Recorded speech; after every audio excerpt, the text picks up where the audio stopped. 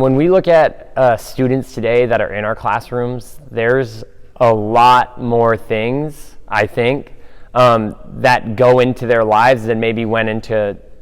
the lives of students even 10 years ago or 15 or 20 years ago. So when we got back from the Generation Wellness training, we tried to implement some tools into our classroom. We did a connection circle day one, where we basically got our kids, we did a little bit of breathing to regulate them. We talked about, hey, this is to get us so that we make sure we're all in the right state so that we're making positive, productive decisions for the whole entire class. And then we did a little share time where that we partnered them up, just that the person you're next to, okay, share the best part of your day with them, okay, and make sure you verbalize it. Whoever's wearing this, you get to go first.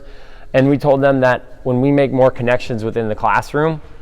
and we meet more people and we're comfortable around more people, we build confidence that's going to help us in class to try new things and help us in the community to participate in more things and to really become more involved, whether it's in PE or more involved in the school or just involved in the community in general. And that's kind of one of the ways we presented this to our students. And then as we went forward, I was teaching my 6th grade health class, and it really was a big part of our health class to not necessarily make it what we were learning about in class, but something that supported what we were learning about. Because in health, we're trying to teach kids, okay, mental health and wellness and things like this, and strategies for controlling our stress and controlling our stress levels in our lives and making sure that we have happy, healthy lives. And this really had a direct impact on that type of teaching and showing them that when we're trying to have healthy lives, how we get back to the state where we're making positive, productive decisions is really important, and having strategies for when things aren't going really well to get back so that our decisions are what are dictating our lives and not other people's decisions and not things going on whirling around our heads, and we can kind of dictate more how we're feeling and the productive level of our lives was really important for us. We spoke to them and said, hey, we took a little extra time kind of explaining what we're doing so that you guys have like an understanding of why we're trying some new strategies in class. Like, why are we taking time breathing and how does that relate? Why are we taking time to make sure that we have these really intentional connections? But we also explained to them that when we make regulated decisions in a class and when we're at a state where we're able to pay attention, we're able to be positive, and there's less need for teachers to have to basically do classroom management, we actually have a lot more time in our class to get to the things that we like to do. And we've seen that work in our classes. We've definitely seen that we've needed to talk about sportsmanship less. We talk about sportsmanship a lot, and it feels like sometimes we're a broken record, but we're telling the kids things that they know. But now when we kind of get rid of that talk about sportsmanship and like, okay, you have to be kind, you have to say nice words, things that kids know and could tell each other, and we instead spend time practicing strategies that help them connect back to the things that they already know is right, we save time and we also practice a skill that is implemented in their lives too, regulation and being able to make the correct decisions because they're reconnecting their emotional brains back to their logical brains. We started implementing more of the RCR. We started using the chime. One thing that I found very beneficial, and I've always done in my teaching and coaching,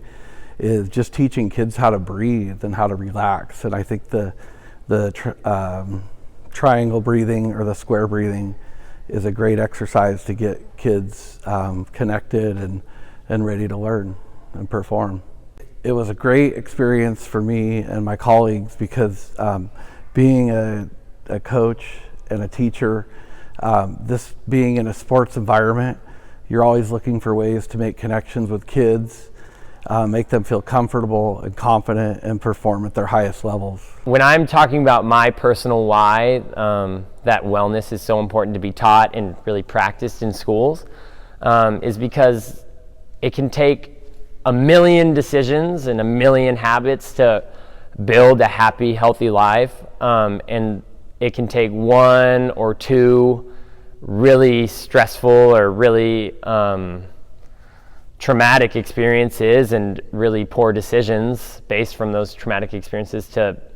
take a really healthy, happy life down to a not so healthy, not so happy life. And our kids are going to be faced with those decisions, whether it's while they're in our classes, maybe not literally in our classes, but while they're at our schools, whether it's at home, wherever it happens, but they're definitely going to face them in the future, and they're going to be hit with these life-altering experiences. And to give them the tools and just help them practice these tools for regulating themselves and dealing with stress in a healthy way is really important for them to make sure that their life keeps on the upward slope and not hitting one of those decisions that brings it down here. I feel like Generation Wellness can make us take a look back and kind of reset and kind of focus on the relationships that we have with our students and our athletes. With so much going on in the world and kind of where things are headed, I think it's a valuable exercise to just make those connections, establish some trust and some confidence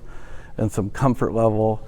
and I believe that their learning environment will be increased through that. I think Generation Wellness was different from other trainings and other frameworks because I felt when I left the training that I was equipped with something that's going to make me a better teacher and that's going to help me get my students to learn what I want them to learn better. And I had a big boost in confidence as a teacher as I left, and I came back, I was amped up and excited because I really thought that these strategies are not a disruption to my class, but they really can help me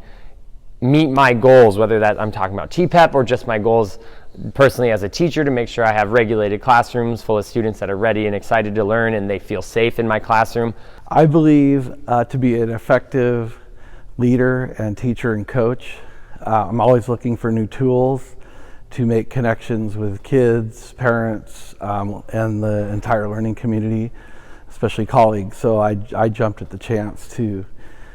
be a part of Generation Wellness. For any teacher that's considering implementing some Generation Wellness tactics kind of intertwined with their teaching,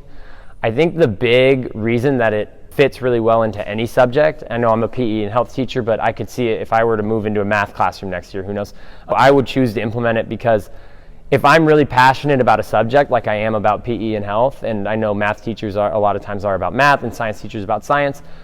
I think I gain a lot of time and I gain a lot of positive attitudes from my students by teaching them these regulation strategies to get them at a level where